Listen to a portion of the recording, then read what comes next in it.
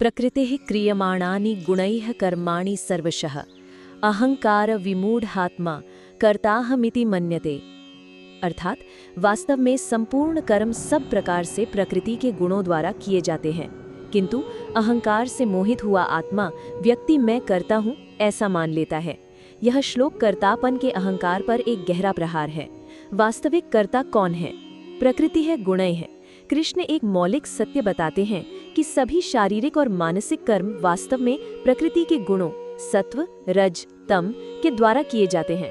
हमारी इच्छाएं, हमारी भावनाएं, हमारी शारीरिक क्रियाएं, ये सब इन गुणों की अंतः क्रिया का परिणाम है। जैसे एक कठपुतली धागों से नचाई जाती है, वैसे ही हमारा शरीर मन का तंत्र इन गुणों द्वारा कर्म करने के लिए प्रेरित होता है। भ्रम क्या है?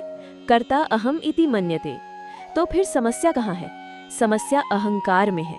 अहंकार विमूढ़ात्मा, अहंकार से मोहित हुआ व्यक्ति जो अपनी वास्तविक पहचान आत्मा को भूलकर खुद को शरीर मन मान बैठा है, वो मूर्खतावश यह मान लेता है कि कर्ता अहम यानी मैं करने वाला हूँ। वो प्रकृति के गुणों द्वारा किए जा रहे कार्यों का श्रेय या दोष खुद पर ले लेता है। मैंने यह सफलता प्राप्त की, मेरी वजह से यह विफलता हुई, यह अहंकार का भ्रम है।